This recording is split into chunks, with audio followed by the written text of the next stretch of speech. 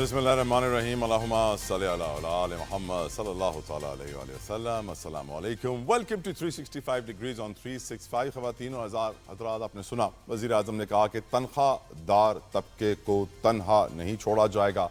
आज के बजट में कुछ ऐसा ही लग रहा है कि कुछ रिलीफ दिया गया है।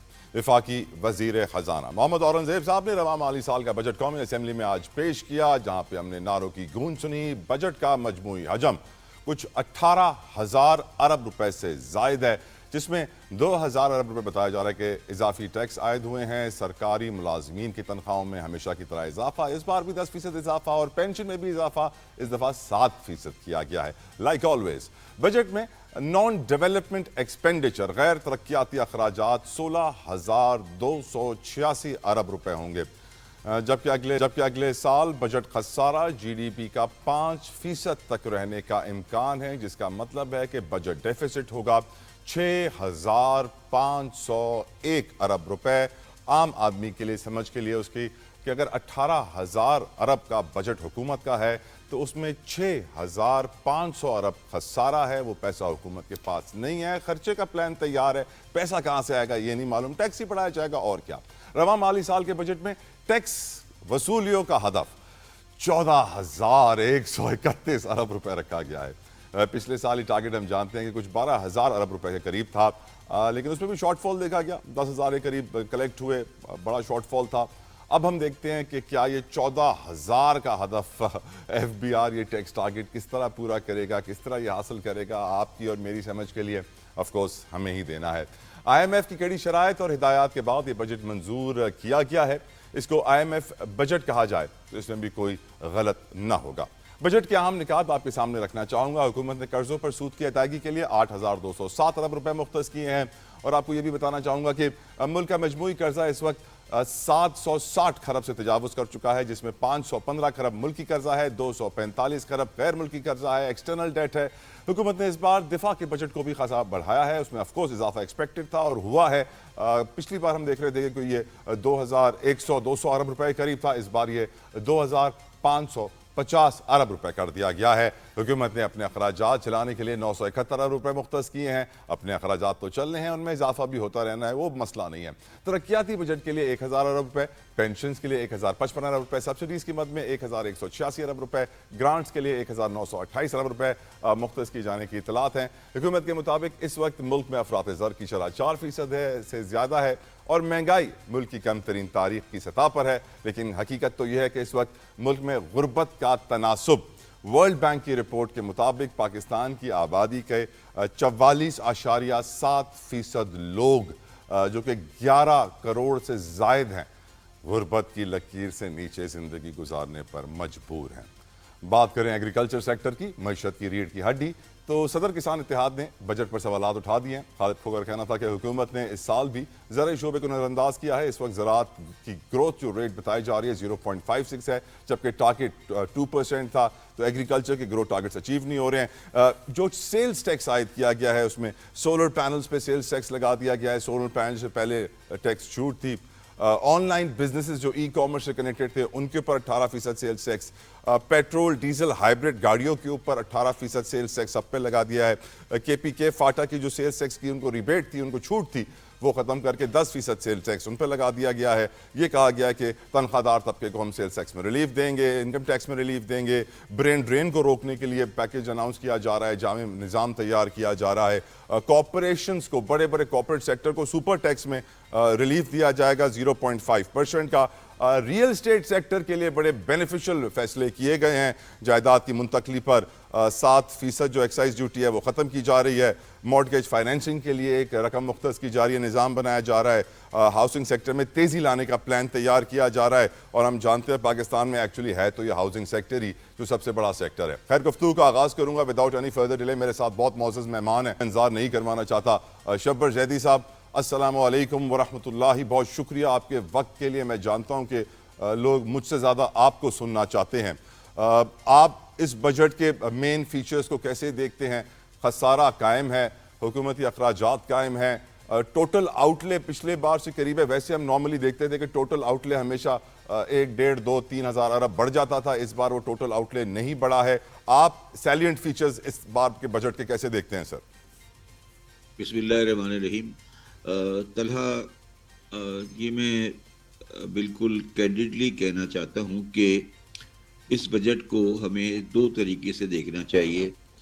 एक वो टेक्निकल तरीका जो आम आदमी को समझ नहीं आता और आम आदमी का उससे कोई डायरेक्ट वास्ता भी नहीं है, उसको हम एक मैक्रो इकोनॉमिक स्टेबिलिटी कहते हैं कि हमारा जो ओवरऑल, जिसे आप समझ लें कि किस मुल्क का बैलेंस शीट है वो इम्प्रूव हो रहा है और वो बेहतर हो रहा है। ये चीज़ किसी आम आदमी की समझ से बालातर है, इसलिए मैं ये उस पे डिटेल में जा कर के डेट टू जीडीपी कितना हो गया और ये कितना बढ़ गया और ये कितना कम हो गया, उसको जिक्र करने से आम आदमी के लिए कोई फायदा नहीं है।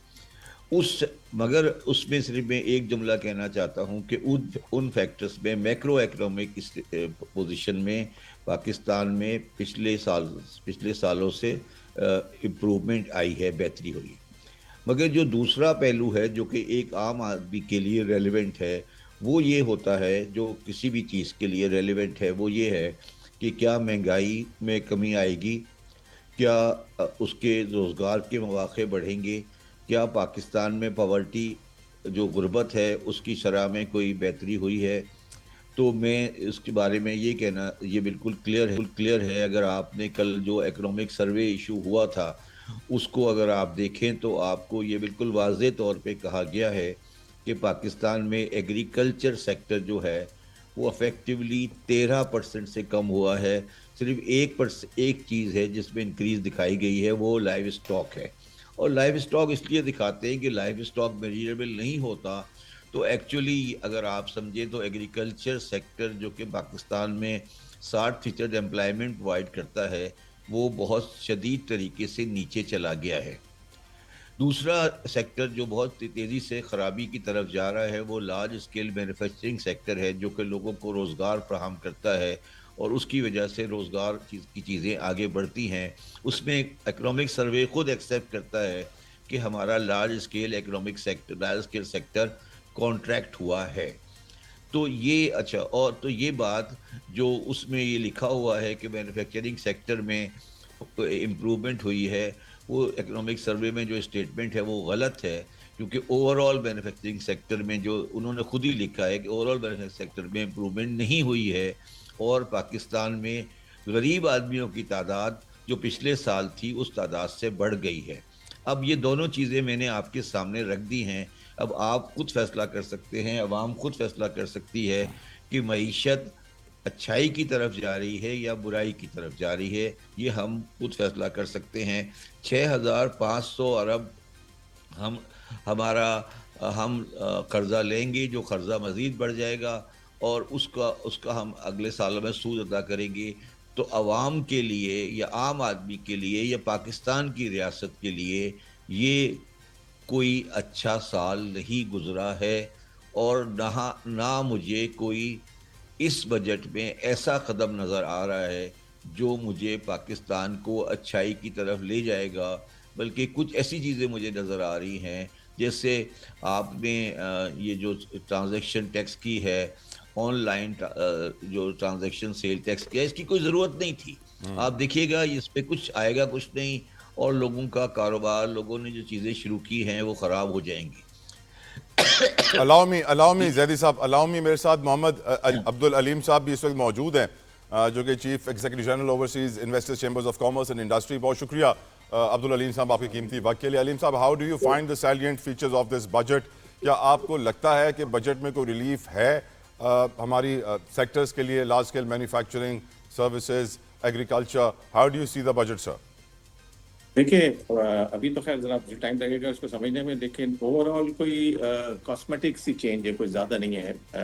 हैं कुछ रिलीफ है, जैसे हमारे लिए बहुत, हमने जो कॉर्पोरेट टैक्स के लिए कहा था कि इसको कम किया जाए, तो उन्होंने कॉर्पोरेट टैक्स को रेट 29 जो है उसको वैसे ही रखा है। और उन्होंने थोड़ी सी रिलीफ की बात की है ऑन दी सरचार्ज, और वो भी एक सर्टेन सेक्टर के लिए। तो वो जो कॉर्पोरेट सेक्टर है वो सबसे ज़्यादा टैक्स दे रहा था, उसको इन्होंने तो खास अभी इसमें रिलीफ नजर नहीं आ रही है। फिर सैलरीज के ऊपर हमारा था, सैलरीज में भी इन्होंने रिड्यूस किया, लेकिन वो भी बहुत ही नॉमिनल सा है, कॉस्मेटिक है। तो लेकिन ये फर्स्ट रिएक्शन है और चीजें देखना होंगी। और बाकी कुछ चीजें अच्छी की हैं इन्होंने, आई थिंक जो from the tax view point, सहूलत के लिहाज से जो कह रहे हैं कि टैक्स रिटर्न को बहुत सिंप्लीफाई करेंगे और पावर्स कुछ कम किए हैं ऑफिशियल्स की, तो वो अगर इम्प्लीमेंट हो जाए तो मैं समझता हूँ सहूलत होगी। फिर इन्होंने कुछ थोड़ा सा अभी जो मैंने सुना है वो इनकी स्पीच से, वो ये कि इन्होंने थोड़ा सा एक्टिवेट करने की कोशिश की है रियल एस्टेट को, उसमें टैक्स, ट्रांसफर टैक्स वगैरह को कम किया है। तो इस टाइप की चीजें हैं। बाकी जैसा जदी साहब अभी कह रहे थे कि आई थिंक बहुत सारी जो अभी आखिर में जो इन्होंने बताया है कि ऑनलाइन ट्रांजैक्शन जो होंगे उसके ऊपर टैक्स लगेगा, कैसे लगेगा, क्या होगा वो, और उससे क्या फायदा होगा, ये द ज्यूरी इज आउट, वो पता करना पड़ेगा, मालूम करना पड़ेगा। दूसरा, कस्टम रिफॉर्म इन्होंने बता दिए हैं 5 से 15% 3 साल में। ये खैर अच्छी बात ये है कि अभी से बता दिया है, लेकिन इसका फाइनेंशियल इम्पैक्ट क्या होगा और लोकल इंडस्ट्री पे क्या होगा, वो होना का चाहिए था, जरूरी है। लेकिन अच्छी बात यह है कि इन्होंने अभी से इसको प्लान लेआउट किया है 3 साल के लिए, ताकि लोग जो है अपनी प्लानिंग कर सकें going forward. State own enterprises पे कोई प्लान को इतना अच्छा नहीं है। 1 साल में सिर्फ BIA को इन्होंने कहा है कि वो कर सकेंगे। बाकी जो हमारी जो रिफॉर्म्स है, जो स्टेट ओन एंटरप्राइजेस में जो लॉस हो रहा है, वो उसकी कमी के कोई इन्होंने कोई प्लान इतना अच्छा दिया नहीं है। हो सकता है अपनी मजबूरी हो, लेकिन बहरहाल ये इसकी कॉस्ट है हमारे पर, और ये इसका असर तो पड़ेगा हमारे पर। और इसी वजह से गालिबन ये जो टैक्स रिलीफ ज्यादा नहीं दे सके हैं सैलरीज को भी और कॉर्पोरेट को भी, ये मैं समझता हूँ। लेकिन इसके अलावा जैसे मैं और आप अभी बात करेंगे तो इंशाल्लाह हम आपको अभी बताएंगे कि इन एनर्जी पे क्या कर रहे हैं, वो भी देखना है कि इन्होंने कुछ प्राइस रिडक्शन की तो बात की है, लेकिन उसका बेनिफिट अल्टीमेट जाएगा कंज्यूमर को कि नहीं जाएगा। फिर इन्होंने 18% टैक्स लगा दिया है ऑन दी, प्रपोज किया है tax on the import of solar panels जो बाहर से आएंगे। वो एक डिस्पैरिटी क्रिएट करेगा between those who have already installed it and those who are going to install it now. तो इस टाइप की चीजें हैं। बाकी मैं आपको और अभी थोड़ी देर में बताता हूँ। Right Aleem sahab, I will take the discussion forward. मुझे इजाजत दें अलीम साहब, मुझे इजाजत दें। मलिक बोस्तान साहब ने हमें ज्वाइन किया है, चेयरपर्सन है exchange companies association of Pakistan. उनको काफ़ी लोग पाकिस्तान में सोने और डॉलर का बादशाह भी समझते हैं कि ही इज़ द मैन, इनके हाथ में सब कुछ होता है, सारे एक्सचेंजेस वगैरह वगैरह। मलिक साहब अस्सलाम वालेकुम, बहुत शुक्रिया सर आपके वक्त के लिए। ईद के बाद मिल रहे हैं, आपको ईद मुबारक कहना चाहूँगा बिलेटेड। मलिक साहब, बजट आ गया है, आपको ये बजट कुछ वैसा ही लग रहा है जैसे पिछले साल था? टैक्सों का टारगेट बढ़ाया गया है, सेल्स टैक्स लगाया जा रहा है, तनख्वाहदार को रिलीफ दिया जा रहा है, लेकिन वो एक ज़माना होता था मलिक साहब जब रोज़ हम डॉलर को देखते थे, डॉलर के अंदर इन्वेस्टमेंट्स होती थी, शॉर्ट सेलिंग्स होती थी, लोग कमाते थे। आजकल तो हमने देखा कि इस हुकूमत के दौर में डॉलर को तो बेड़ियां सी लग गई हैं, कंट्रोल्ड है। कुछ लोग कहते हैं डॉलर 250 रुपए पे होना चाहिए, लेकिन कंट्रोल्ड है, इसलिए ओवर वैल्यूड है। अब सोने की भी हम देखते हैं कीमतें बढ़ ही रही हैं हमेशा की तरह, लग रहा है आने वाले वक्त भी बढ़ती रहेंगी। इस बजट को देखते हुए आपकी नज़र में डॉलर और सोना आने वाले वक्त में कैसा रहेगा सर? देखो जी, हमारा डॉलर को ब्रेकें लगाई गई हैं, कैप लगाया गया है। 2 साल पहले यही डॉलर लोग 400-500 की बातें कर रहे थे। और उसके बाद मैं समझता हूँ फील्ड मार्शल आसिम मुनीर साहब आए, मैं उनको खराज तहसीन पेश करता हूँ। उन्होंने क्रीज से बाहर निकले, स्टेक होल्डर से मिले और स्मगलिंग को बंद किया। Iran Afghanistan 30-40 million dollar daily जा रहा था। उसके अलावा उन्होंने हुंडिया वाला ऑपरेटर के खिलाफ, ब्लैक मार्केट के खिलाफ, माफिया के खिलाफ क्रैक डाउन किया और वही डॉलर 340 से कम होकर 270 पे आ गया। और उसके साथ ये स्टेट बैंक ने इंटर बैंक मार्केट से आपको पता है 9 अरब डॉलर पिछले 2 साल में खरीद के इसको ब्रेकें लगा दी, वरना डॉलर 250 का 200 से भी नीचे चला जाता। हमारा रुपया अभी भी आपके मुंह में घी शक्कर, आपके मुंह में बादाम, पिस्ते, अखरोट, सारे मेवाजात सर, अल्लाह करे हो। नहीं, बिल्कुल यही शक्कर होना चाहिए। मैं समझता हूँ 340 से कम होकर अगर 270 पे आ सकता है तो 270 से 250 तो कोई बड़ा कम सफर है तो हो भी जाता। लेकिन स्टेट बैंक ने खरीदारी की, डॉलर का रेट जो है रुक गया बजाय गिरने के, उसको सपोर्ट की गई। स्टैंडिंग कमेटी सेनेट में उन्होंने बयान दिया है गवर्नर स्टेट बैंक ने कि $9 अरब हमने गुज़श्ता 2 साल में खरीदे इंटरबैंक वैसे ये मार्केट से। खरीदारी का तो अमल एक्सचेंज कंपनियों के लिए तो काफी मुनाफा बख्श रहा सर, रिवॉर्ड सिस्टम भी अच्छा था, तो इसलिए गुजरा साल तो आप लोग के लिए बहुत मुनाफा बख्श रहा है, आने वाला साल भी उतना ही मुनाफा बख्श रहेगा सर? देखो ये बड़ा कंसेप्ट बड़ा गलत है। ओके। एक्सचेंज कंपनी डॉलर जब रेट बढ़ते हैं तो नुकसान होता है, क्योंकि हम फॉरवर्ड डील कर रहे होते हैं। हम उसकी ये नहीं कि डॉलर का इंतजार करते हैं बढ़ेगा तो बेचेंगे। हमने जो ही हम खरीदते हैं साथ ही सेल करते हैं, उसके बाद 10 रुपए भी बढ़ जाए तो हमें कोई फायदा नहीं है। तो इसलिए ये तो पहले क्लियर कर लें। एक्सचेंज कंपनी मुल्क को देखो $6 अरब पिछले साल दिए हैं, और मैं समझता हूँ मैं आवाम को खुसूसन ओवरसीज पाकिस्तानियों जिनकी मरौने मेहनत है, आज रुपया मजबूत पाकिस्तान की अलामत है।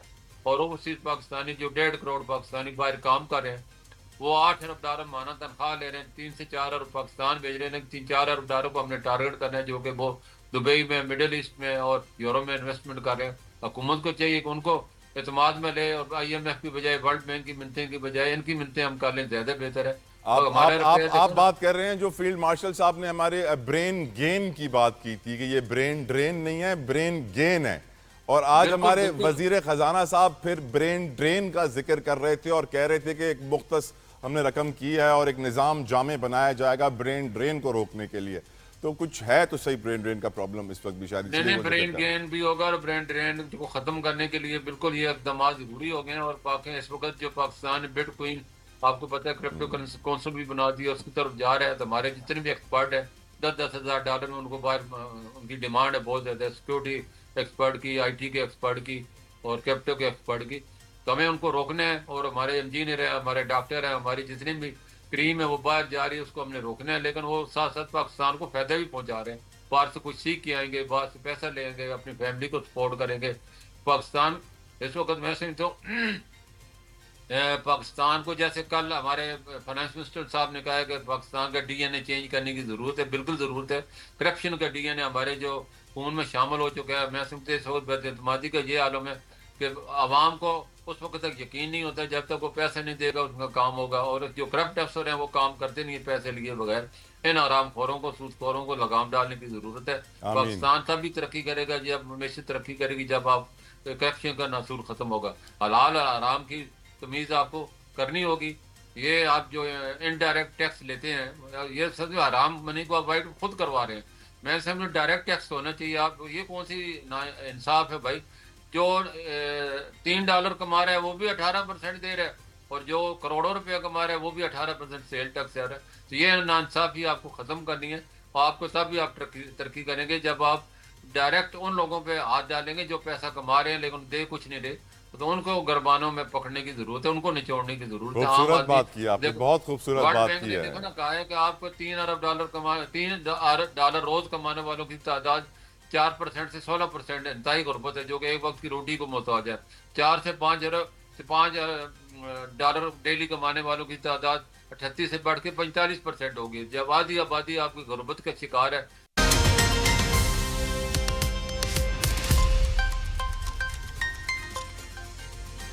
Welcome back viewers. बात हो रही है बजट के हवाले से, तो हम जानते हैं कि पाकिस्तान के IT सेक्टर ने आउट परफॉर्म किया है। पिछले साल IT एक्सपोर्ट्स में बड़ा इजाफा हुआ है, $3 बिलियन से एक्सीड किया है अमाउंट, और यकीनन पूरी कौम इस बात पे खुश थी। और IT सेक्टर के हवाले से जो कुछ बातें आज वजीर खजाना ने कही हैं कि retail sector, wholesale sector, e-commerce से परेशान हैं, हम ई-कॉमर्स के ऊपर सेल्स टैक्स 18% लेके जा रहे हैं, उनके खदशात दूर करने के लिए। ये मेरी नज़र में कि IT सेक्टर के लिए वैल्यू एडिशन में दूसरी रिलीफ होनी चाहिए थी उनकी आउट परफॉर्मिंग एक्सपोर्ट्स की वजह से। सैडली वो में नज़र नहीं आई। गुफ्तगू करेंगे इसके ऊपर। मेरे साथ में ज्वाइन कर रहे हैं पैनल में इस वक्त Kanwal Cheema sahiba. She is an IT expert, she is also running a company by the name of My Impact Meter, CEO हैं उसकी। बहुत शुक्रिया कंवल साहिबा। साथ साथ पैनल में अब्दुल अलीम साहब भी मेरे साथ मौजूद हैं, overseas investors chambers of commerce को रिप्रेजेंट कर रहे हैं।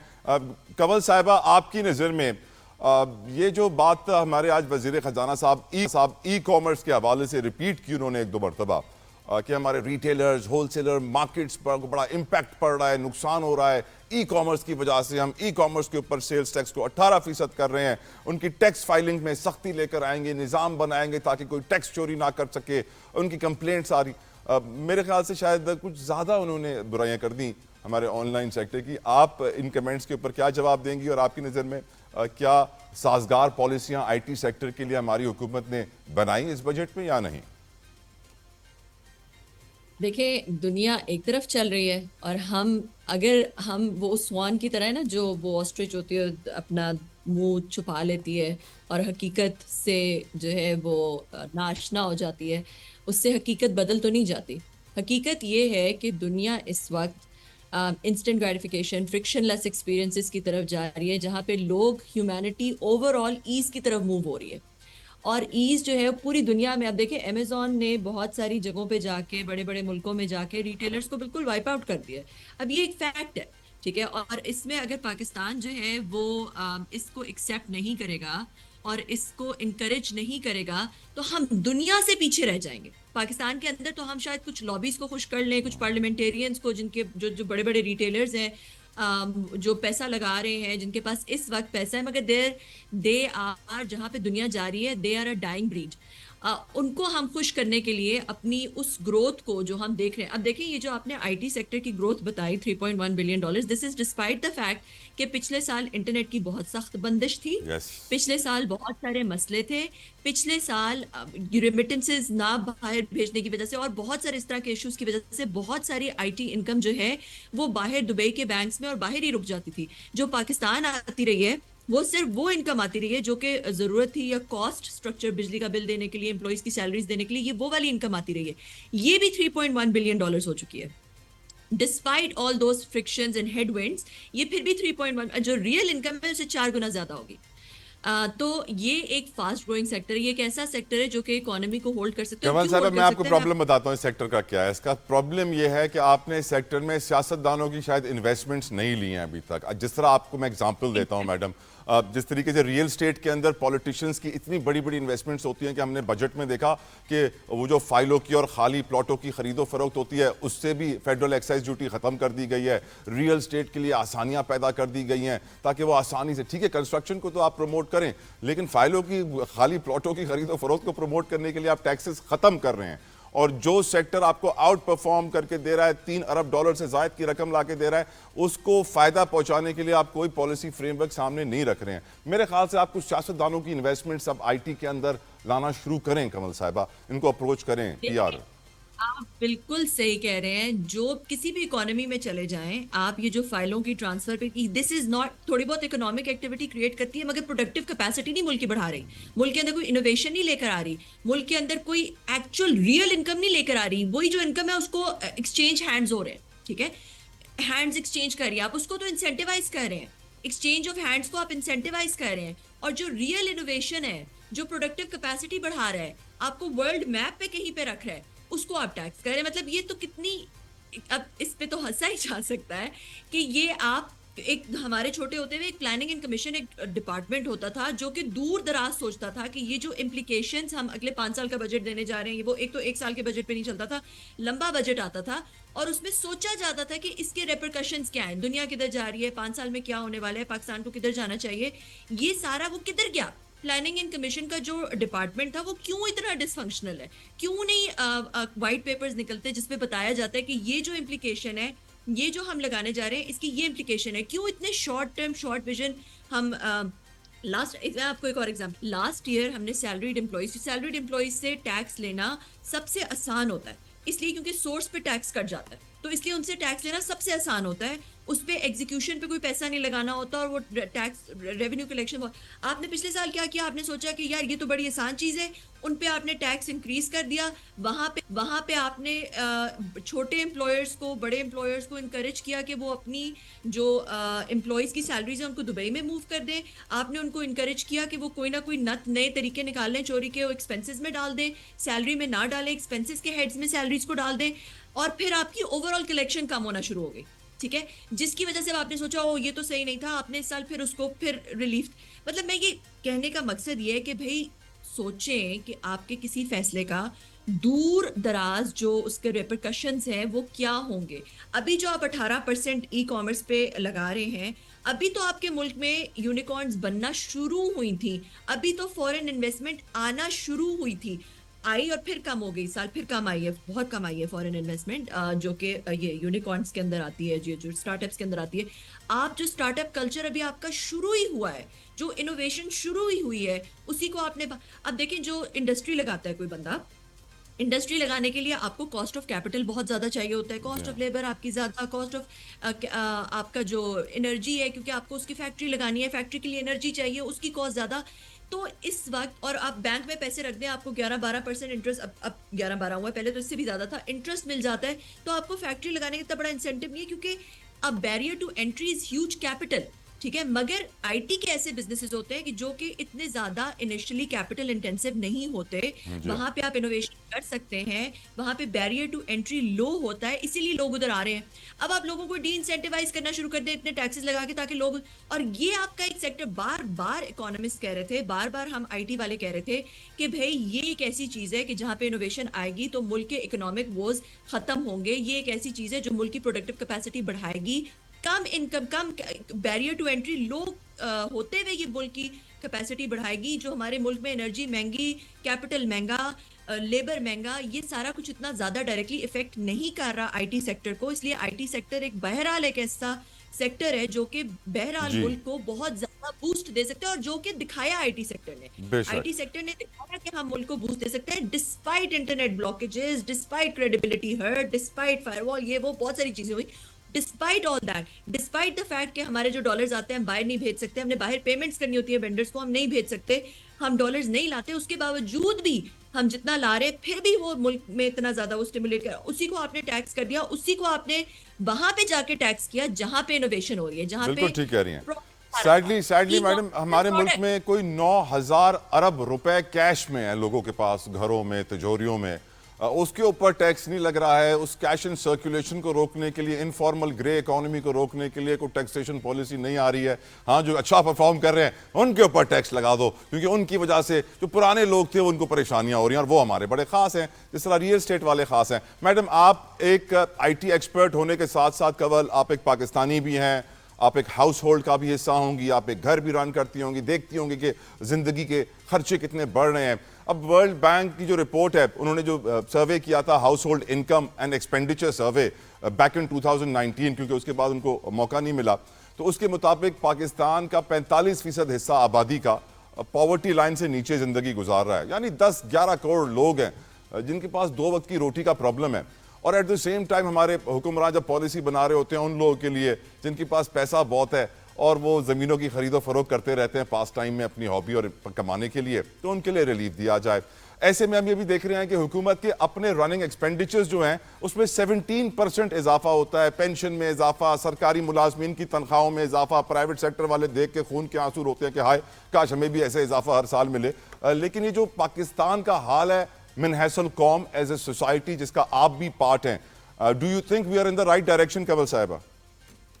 देखिए, ये तो this is something very close to my heart, जो पाकिस्तान की पॉवर्टी जो सिचुएशन है और नस्ल दर नस्ल गुर्बत है, very close to my heart, और इसलिए मैं पाकिस्तान वापस आई, माय इम्पैक्ट मीटर भी शुरू किया।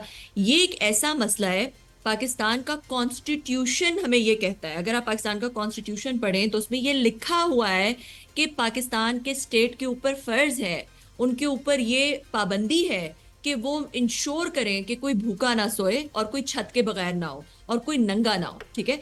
तो ये पाकिस्तान की कॉन्स्टिट्यूशन में है, this is a law, this is in the constitution is bigger than the law, ठीक है। ये गालबन 38D या समथिंग ये कॉन्स्टिट्यूशन के अंदर है। तो ये इसके अंदर इसको देखा नहीं जाता, इसको किस तरह रिजॉल्व किया जाएगा, इसके ऊपर कोई और उसके अंदर जो स्टिमुलेट करने की चीजें, ये तभी ठीक हो सकता है जब आप नौकरियां क्रिएट करेंगे मुल्क के अंदर, जब आप, और नौकरियां तभी क्रिएट होती हैं जब मुल्क की रियल इनकम बढ़ती है, और रियल इनकम तभी बढ़ती है जब मुल्क की प्रोडक्टिव कैपेसिटी बढ़ती है, जब मुल्क में सलाहियत, जब मुल्क में इनोवेशन आती है। अब आप देखिए अमेरिका में सबसे बड़ी बड़ी कंपनीज हैं, जो कि एक एक कंपनी जो है वो पूरी पूरी पाकिस्तान की जीडीपी, पूरी इकोनॉमी से बड़ी है। अमेजॉन जो है एक कंपनी है, वो पूरे इकोनॉमी, पाकिस्तान की पूरी इकोनॉमी से बड़ी है, पाकिस्तान की पूरी जीडीपी से वो एक कंपनी बड़ी है। वो क्या है? वो ई कॉमर्स प्लेटफॉर्म है, ठीक है, जिसपे आप अभी टैक्स लगा रहे हैं। तो क्यों नहीं समझ आ रही हम लोगों को कि जो आप फाइलों के ऊपर उनके ट्रांसफर पे टैक्स को कम कर रहे हैं, उसको इंसेंटिवाइज कर रहे हैं, वो कोई रियल इकोनॉमिक एक्टिविटी नहीं क्रिएट कर रहा, वो कोई रियल मुल्क की प्रोडक्टिव कैपेसिटी नहीं बढ़ा रहा, वो जॉब्स नहीं स्टिमुलेट कर रहा, वो मुल्क के अंदर जो है वो एक इकोनॉमिक इन्वायरमेंट नहीं क्रिएट कर रहा, वो सिर्फ ट्रांसफर है, वो सिर्फ उसी इनकम के अंदर जो है वो रह के कोई, तो ये वाली चीजें हमें समझने की जरूरत है। सोल्यूशन और मैंने आम आपको आवाम- दे दिया है कमल, आप अपने कोई नए बिजनेस पार्टनर्स ढूंढें जो पावरफुल सियासतदान हो, फिर मुझे यकीन है कि फिर आईटी सेक्टर के लिए अच्छी पॉलिसीज बन जाएंगी इंशाल्लाह। इंशाल्लाह। थैंक यू जरूरत so very much, thank you so very much. Kamal Cheema साहब हमारे साथ मौजूद थी, व्यूज उनके आपने, एंड आई पर्सनली थिंक, क्योंकि आज तकरीर में वजीर खजाना की हमें ये मालूम पड़ा कि पाकिस्तान में ना 3 किस्म के पेंशनर्स हैं। पेंशन के लिए आपको मालूम है 1000 अरब रुपए हैं, विफाक के तरक्याती बजट भी 1000 अरब रुपए है। तो पेंशनर्स में भी 3 किस्म के पेंशनर्स हैं, एक कम दर्जे वाले, एक मीडियम दर्जे वाले, एक ऊपर के दर्जे वाले पेंशनर जिनकी पेंशन करोड़ों रुपए आती है, और उनके लिए थोड़ा सा टैक्स बढ़ाया गया है। कम दर्जे और मीडियम वालों पे टैक्स नहीं लगाया, लेकिन फिर मैं सोचने पर मजबूर हुआ कि करोड़ों रुपए पेंशन पे हम ज़ाया कर देते हैं, बेनज़ीर इनकम सपोर्ट प्रोग्राम पे 700 अरब रुपए लगा देते हैं।